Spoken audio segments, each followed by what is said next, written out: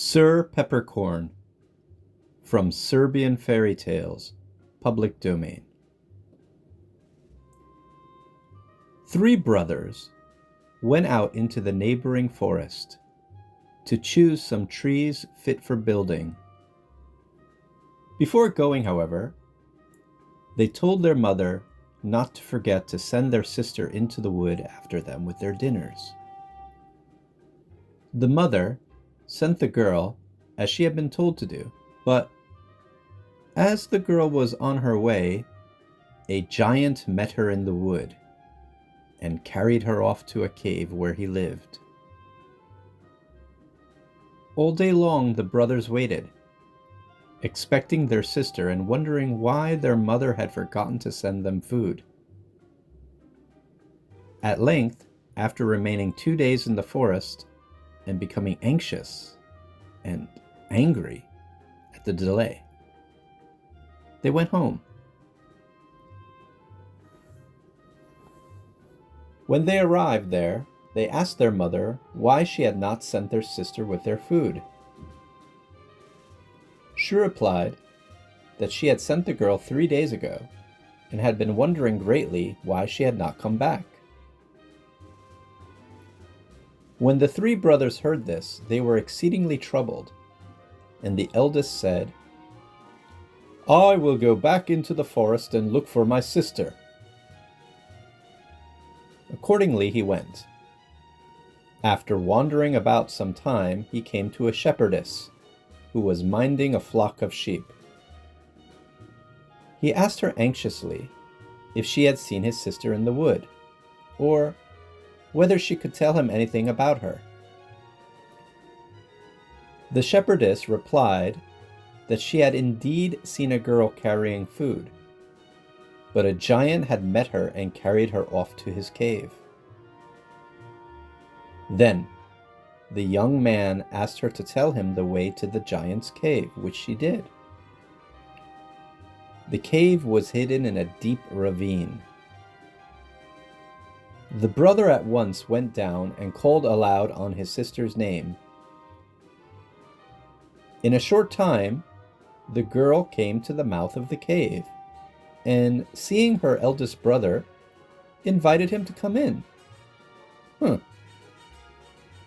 This he did, and was exceedingly surprised to see that the seeming cave was in reality a magnificent palace. While he stood there talking to his sister and inquiring about how she liked her new home, he heard a loud whirring in the air overhead, and immediately afterwards saw a heavy mace fall on the ground just in front of the cave. Greatly terrified and astonished, he asked his sister what this meant, and she told him not to be afraid, for it was only the way the giant let her know of his return, 3 hours before he came, that she might begin to prepare his supper. When it grew dark, the giant came home and was at once aware that a stranger was in his place. In reply to his angry questions, his wife told him it was only her brother who had come to visit them. When the giant heard this, he went to the mouth of the cave and, calling a shepherd, ordered him to kill the largest sheep in his flock and roast it. When the meat was ready, the giant called his brother-in-law and said, as he cut the sheep into 2 equal parts, "My dear brother-in-law, listen well to what I say. If you eat your half of the meat sooner than I eat mine, I will give you leave to kill me. But if I eat my half quicker than yours, I shall certainly kill you." Thereupon the poor brother-in-law began to shake all over with fright, and fearing the worst, tried to eat as fast as he could. But he had hardly swallowed 3 mouthfuls before the giant finished his share of the sheep and killed him, according to his threat. For some time, the other two brothers and their old mother waited impatiently to see if their elder brother would come back. At last, hearing nothing, either of their brother or of their sister, the second son said, "I will go and look after them." So he went into the same forest where his brother had gone, and meeting there the same shepherdess minding her sheep, he inquired if she had seen his brother or sister. The shepherdess answered him as she had answered the elder brother before, and he too asked the way to the giant's cave. On being told, he went down to the ravine until he reached the palace. There he called on his sister by name, and she came out once again and invited him to enter the cave. This he did, and he shared the same fate of his brother. For being unable to eat his part of the sheep as quickly as the giant ate his, he was also killed.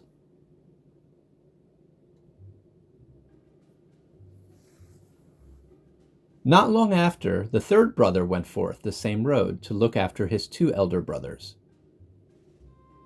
as well as his sister, and having found the giant's cave, was likewise invited to eat half a sheep or be put to death. He, however, failed like his brothers had done before him, and being unable to eat his part of the sheep as quickly as the giant ate his, he was also killed.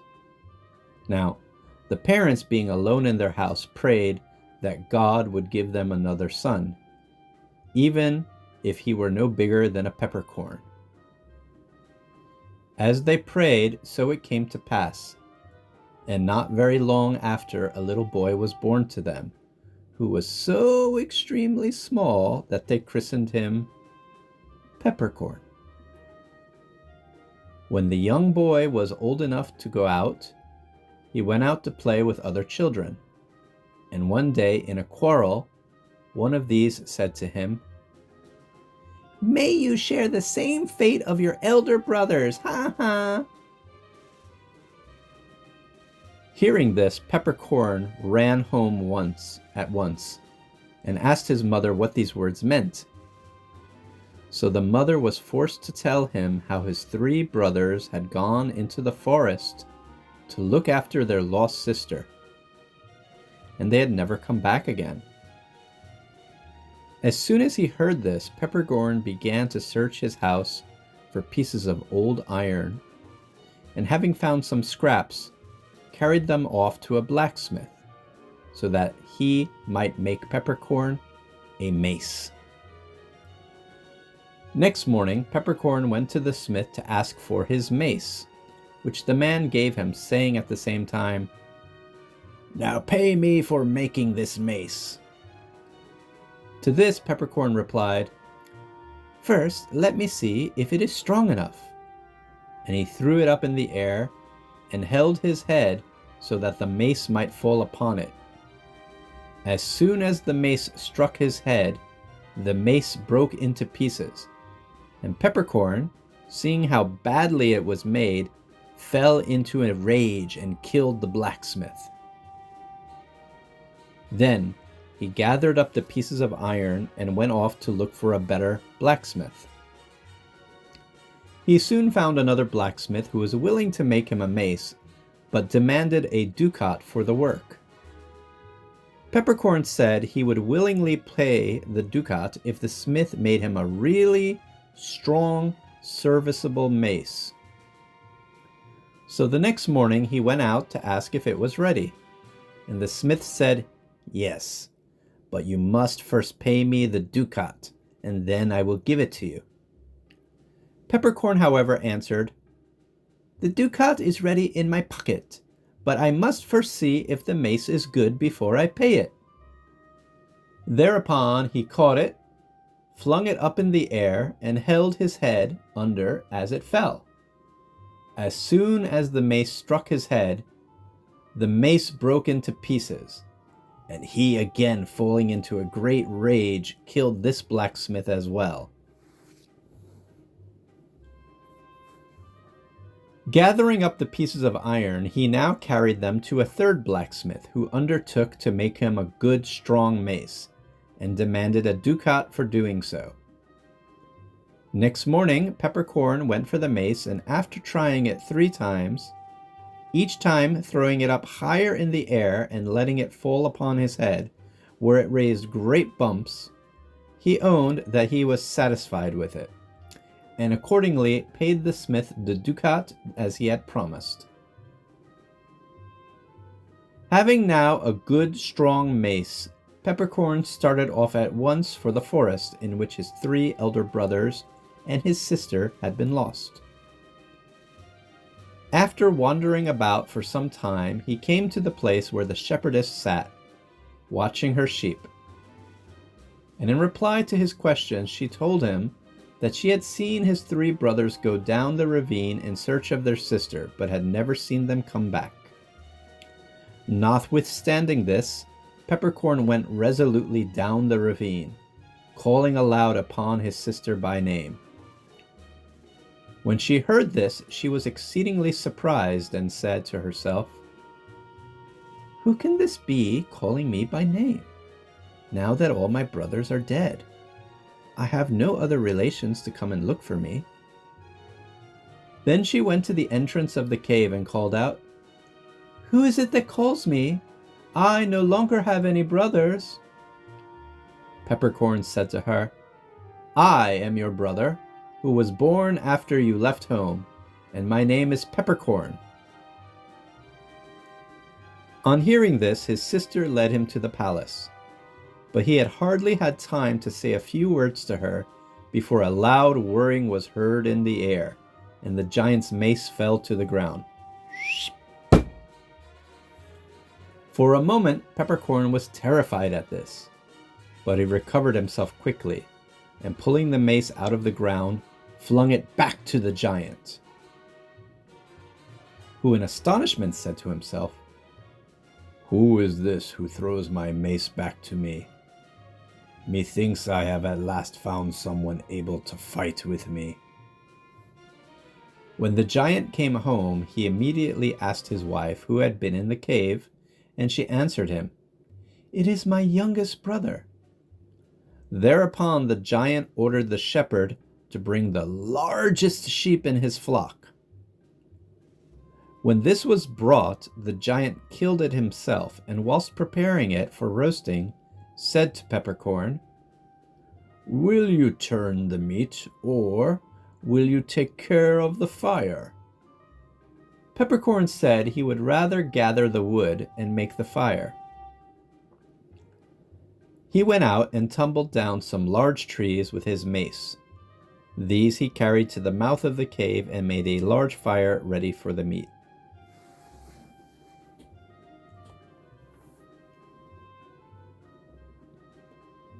When the sheep was roasted, the giant cut it into 2 parts, and gave 1/2 to Peppercorn, saying, "Take this half, and if you eat it before I eat my half, you are free to kill me. But if you don't, I shall surely kill you." So Peppercorn and the giant began to eat as fast as they could, swallowing down large pieces of meat, and in their haste almost choking themselves. At last, Peppercorn, by trickery, managed to get rid of his share of the sheep, and according to the arrangement, killed the giant. This done, with the help of his sister, he collected all the treasures the giant had heaped up in his palace, and taking them with him, returned home with his sister to the great joy of their parents. Peppercorn remained some time after this with his father, mother, and sister, and they lived very merrily on the treasure he had brought from the giant's cave. At length, however, he saw that the riches were coming to an end, so he resolved to go into the world to seek his fortune. After traveling about a good while, he came down one day to a large city and saw a great crowd gathered about a man who held an iron pike in his hand, and every now and then squeezed drops of water out of the iron. Whilst the people watched, wondering and admiring his great strength, Peppercorn went up and asked him, "Do you think there is any man in the world stronger than yourself?" "There is only one man alive who is stronger than myself, and that one is a certain person called Peppercorn," answered he. "Peppercorn can receive a mace on his head without being hurt." Thereupon Peppercorn told the man who he was, and proposed to him that they should travel about the world together. "That right," said the pikeman. "How can I help?" Traveling together, they came one day to a certain city, and finding a concourse of people assembled, they went to see what was the matter.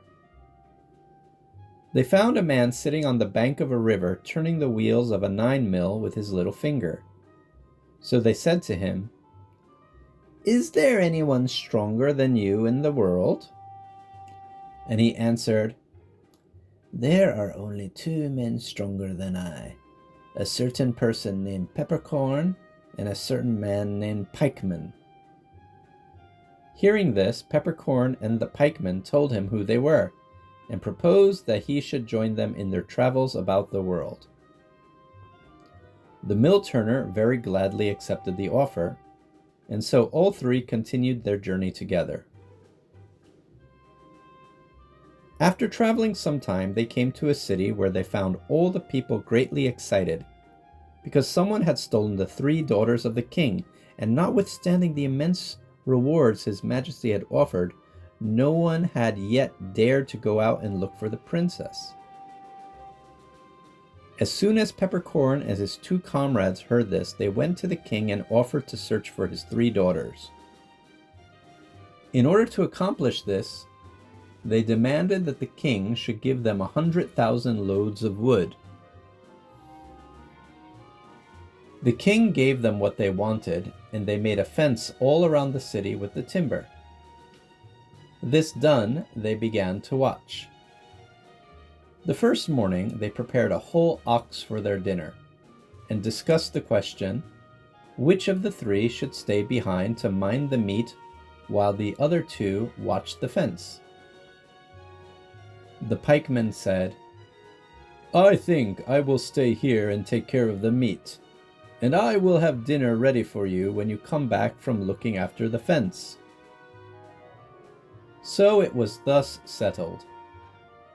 Just, however, as the pikeman thought the ox was well roasted, he was frightened by the sudden approach of a man with a forehead a yard high and a beard a span long. This man said to the pikeman, "Good morning." But the latter ran away instead of answering. He was so shocked by the strange appearance of the man. Yard-high forehead and span-long beard was quite content at this, and sitting down soon finished the whole ox. When he had ended his dinner, he got up and went away. Shortly afterwards, Sir Peppercorn and the mill turner came out for their dinners, and being very hungry, shouted from afar to the pikemen, "Let us dine at once." But the pikeman, keeping himself hidden among the bushes, called out to them, "There is nothing left for us to eat. A little while ago, yard-high forehead and span-long beard came up and ate up the whole ox, to the very last morsel. I was afraid of him, and so I did not say one word against it." Peppercorn and the mill turner reproached their companion bitterly for allowing all their dinner to be stolen without once trying to prevent it. And the mill turner said scornfully, "Well, I will stop tomorrow and look after the meat, and yard-high forehead and span-long beard may come if he likes." So the next day the mill turner stayed to roast the ox, and his 2 comrades went to look after the fence they had built around the city.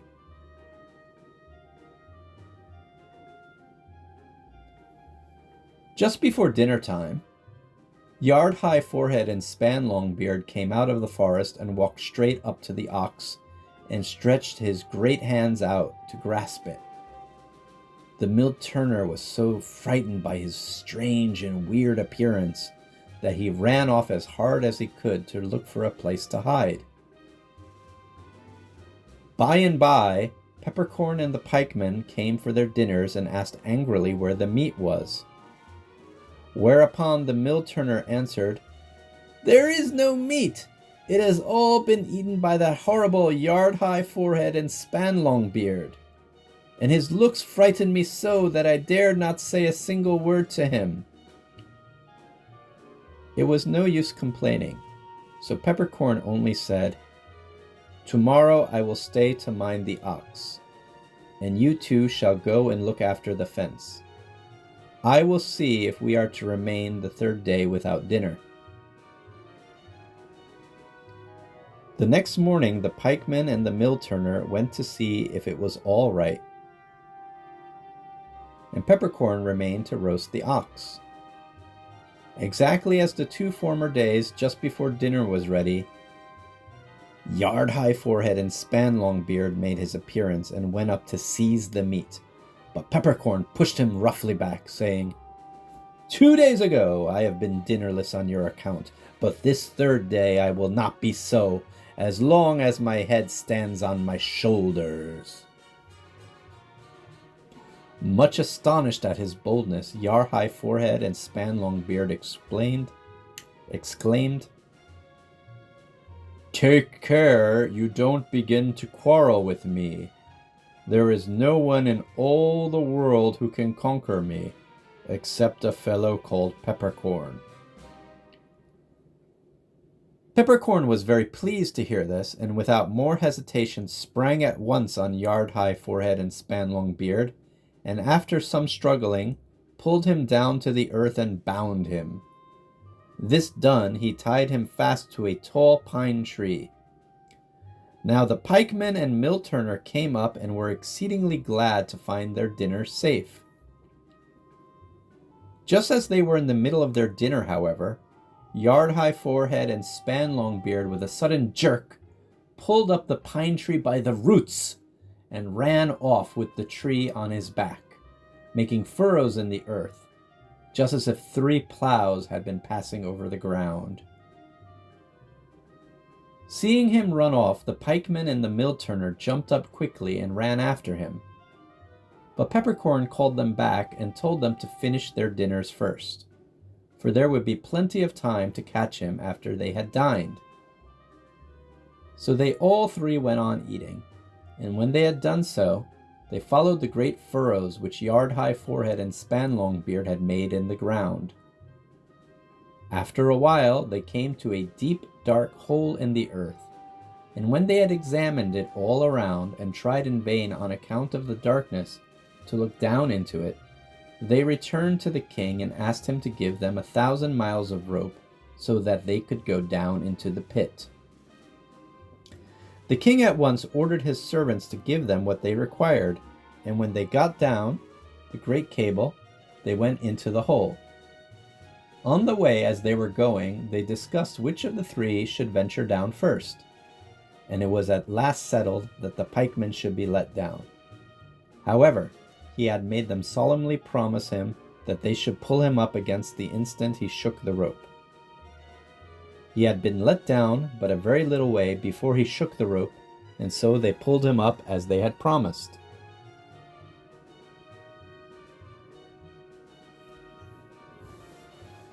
The mill turner said, "I will go next. Let me go down." And so the other 2 lowered him, but in a moment or 2 he shook the rope violently, and so he too was pulled up.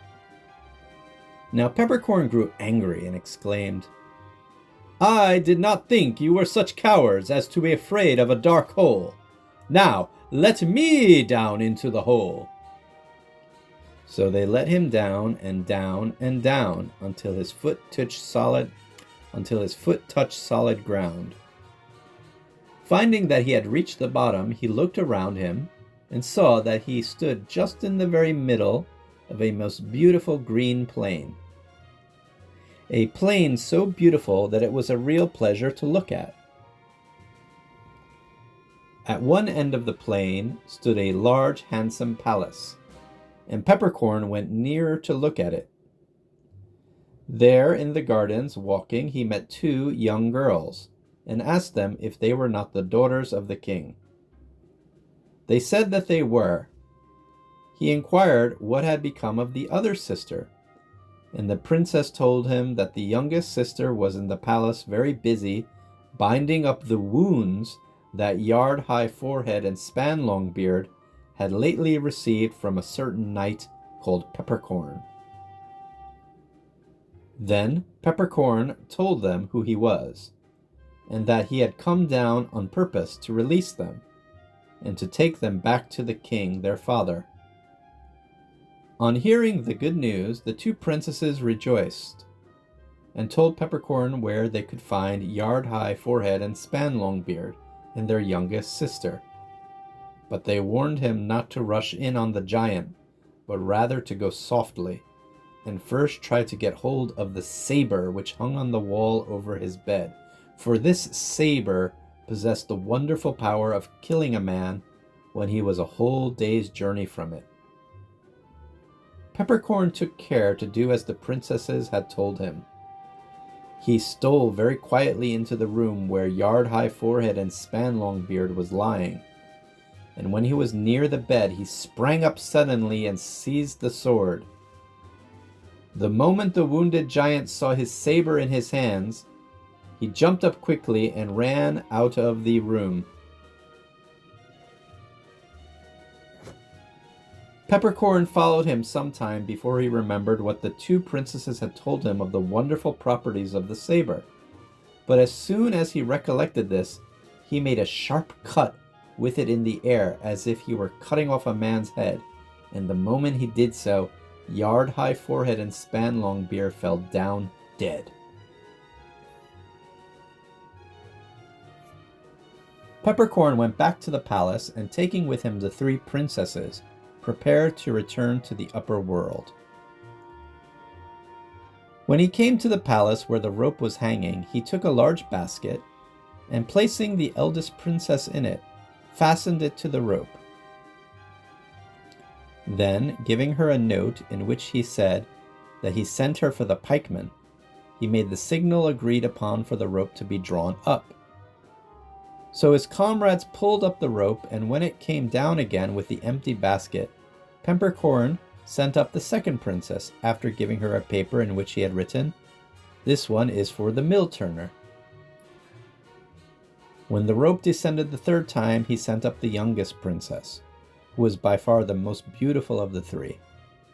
He gave her a paper which said he meant to keep her for himself.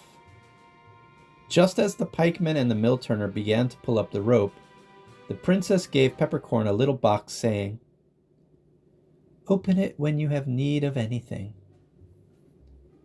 Now, when the pikeman and the mill turner drew up the youngest princess and saw how very beautiful she was, they determined to leave Peppercorn down in the pit and go back without delay to the king's palace to see which one of them could get the youngest princess for his wife. Peppercorn waited. He waited patiently some time for the rope to be let down, that he might be drawn up. No rope ever appeared. At last he was obliged to own to himself that his two comrades had deceived him and deserted him, and seeing how useless it was to remain standing still any longer, he walked off without knowing where the road would take him. Walking on, after a long time, he came to the shore of a large lake, and heard a great noise of crying and shouting. Very soon a multitude of people, looking like a wedding party, made their appearance. After placing a young girl in bridal attire on the shore of the lake, the people left her there alone, and they went away. Peppercorn, after seeing the girl left by herself and noticing how sad she looked, went up to her and asked her why her friends had left her there and why she was so sad. The girl answered, "In this lake is a dragon who every year swallows up a young girl. It is now my turn to be sacrificed, and our people have brought me as a bride to the dragon and left me to be swallowed up." Peppercorn, on hearing this, asked her to let him rest a little, because he was very tired. But she answered, "You had better fly away, my good knight. If it is necessary that I should die, it is not needful that you should also die." But Peppercorn said to her, "Don't trouble yourself about me. Only let me rest near you a little, for I am very tired. It will be my time enough for me to run away when the dragon comes." Having said this, he sat down near the girl and in a little while fell asleep. He had not slept long before the surface of the lake became agitated.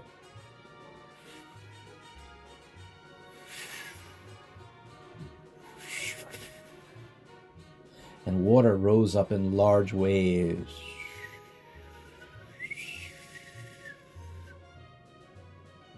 Presently, the dragon lifted its head through the water and swam right to the shore, where the girl sat, waiting to be sacrificed. The maiden cried bitterly to herself, and a tear fell on Peppercorn's face. The tear awakened him, and he sprang up quickly. He grasped his sword, and smiting fiercely with one stroke, cut the dragon's head clean off. Then he took the girl by the hand and led her back to the city, where he found that she was the only daughter of the king of that country. The king was overjoyed at hearing that the dragon was killed and also at seeing his daughter brought back to him safely. So he insisted that Peppercorn should marry the princess, which he did, and they all lived together for a long time.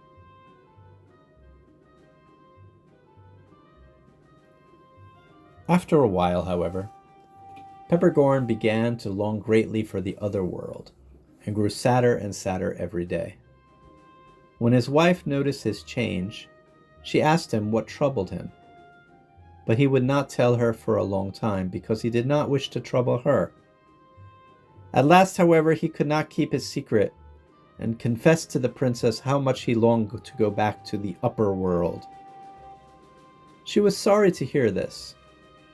She promised him that she herself would beg the king to let him go, since he so greatly wished it. This she did, and when the king objected, not wishing to lose so good a son-in-law, the princess said, "Let him go. He has saved my life. And why should we keep him against his will? My 3 sons will remain to comfort us." The king consented, saying, "Very well, let it be as he wishes. Since you have nothing to say against it, tell your benefactor to go back to the lake shore and to say to the giant bird he will find there that the king sends her his greetings and desires her to take the bearer of them to the other world." The princess returned to her husband and told him what her father had said, and then began to prepare some provisions for the journey. When these were ready and the king had sent the letter for the bird, Peppercorn took a kind leave of his wife and went down to the lake shore, where he soon found the nest of a giant bird and her little ones in it. The bird was not there, so he sat down, waiting by the tree where the nest was. As he sat there, he heard the little birds chirping very restlessly and anxiously. Then he saw that the lake was beginning to throw up high waves, and soon a monster came out of the water and made straight for the nest to swallow the young birds. Peppercorn, however, did not stop long to think about the matter, but quickly drew his wonderful sword and killed the monster.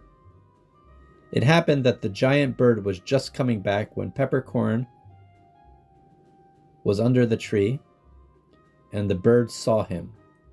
The bird shrieked as she ran up to kill him. "Now I have caught you! You have been killing all my little birds for so many years. Now you shall pay me for it, or I will kill you." But the little birds from their high nest cried out to their mother, "Don't do him any harm. He has saved us from being swallowed by a monster who came out of the lake to kill us." Meanwhile, Peppercorn went to her and presented the king's letter. The giant bird read it carefully and said to him, "Go home and kill 12 sheep. Fill their skins with water and bring them here, together with the flesh of the sheep." Peppercorn went back to the king, who at once ordered that he should be supplied with the flesh of 12 sheep, as well as 12 sheepskins full of fresh water.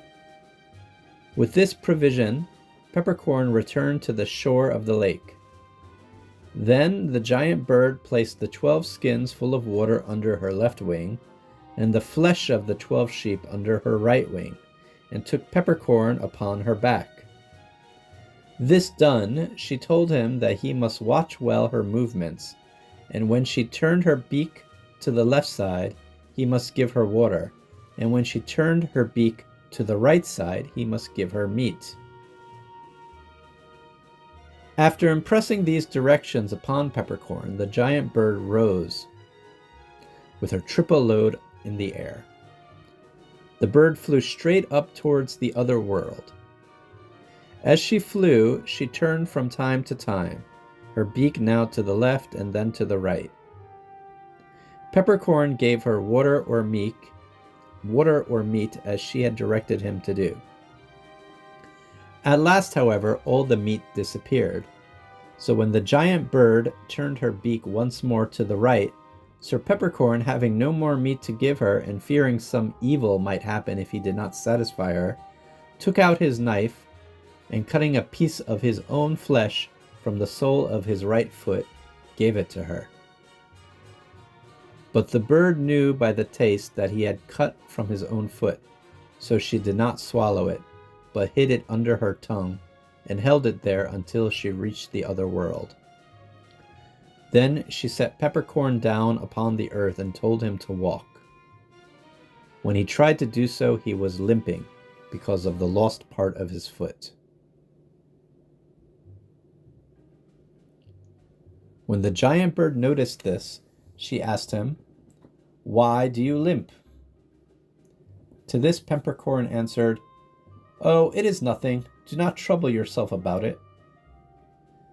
But the bird told him to lift his right foot, and when he did so, she took the piece of his flesh she had kept hidden under her tongue, and laid it on the place where he had cut it from. Then she tapped it 2 or 3 times with her beak to make it grow to the rest of the foot. His foot now regenerated, Peppercorn walked some time before he remembered the little box which the youngest of the 3 daughters of the king had given him. Now, however, he opened it, and a bee and a fly flew out and asked him what he desired. He said, "I want a good horse to carry me to the king's residence, and a decent suit of clothing to wear." The next moment a good suit of clothing lay before him, and a handsome black horse stood ready, saddled for him to mount. He took the clothes, and mounting the horse, rode off to the city where the king dwelt. Before entering the city, however, he opened his little box and said to the fly and to the bee, "I do not want the horse any more at present." Accordingly, they took it with them into their little box. Peppercorn went to live in the house of an old woman in the city. The next morning he heard the public crier shouting in the street, "Hey, hey, hey! Is there anyone bold enough to fight with the mighty pikeman, the king's son-in-law?" Peppercorn was very pleased to hear this challenge, and opening his box without delay told the bee and the fly, who flew out to receive his orders, that he wanted at once a fine suit of clothes and a strong warhorse charger, that he might go to fight with pikemen.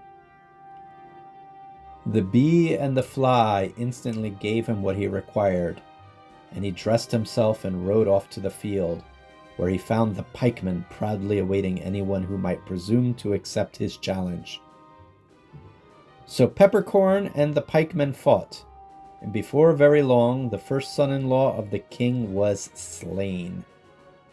Peppercorn returned home quickly, and opening his box, bade the bee and fly take away the horse and the fine clothing. The king sought everywhere for the stranger who had killed his son-in-law, but no one knew anything about him.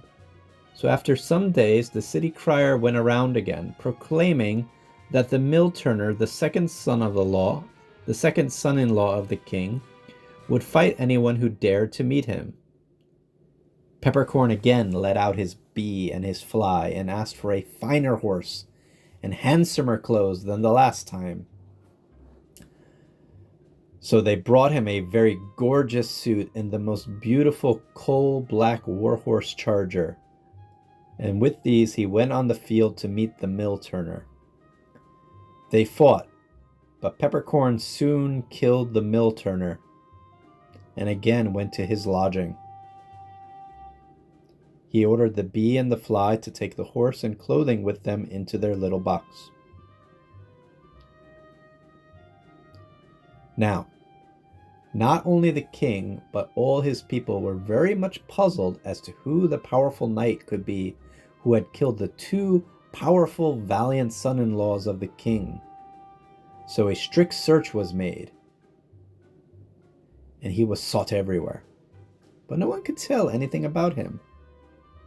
While such horses as he rode and such clothes as he wore were not to be found in the whole kingdom.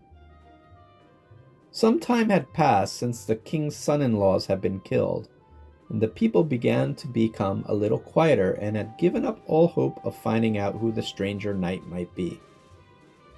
Then Peppercorn wrote a letter to the king's youngest daughter and sent it to her by the old woman in whose house he lived. In the letter he told the princess everything that had happened to him since he had sent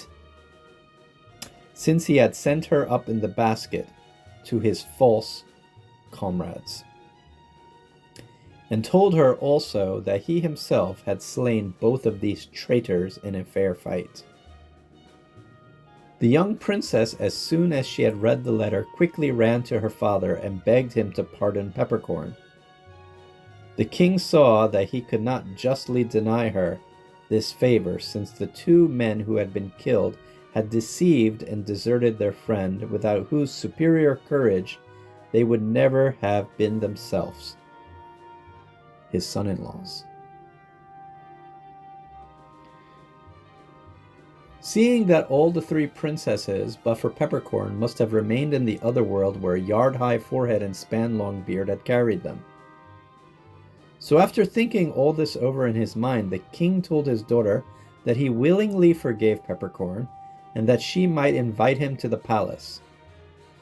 This the princess did at once, and very soon after, Peppercorn made his appearance before the king in splendid attire, and was received very kindly. Not long afterwards, the marriage of Peppercorn with the beautiful princess, the king's youngest daughter, was celebrated with great rejoicing, and the king built them a fine house near his palace to live in. There Peppercorn and his princess lived long and happily, and he never had any wish to wander the world again.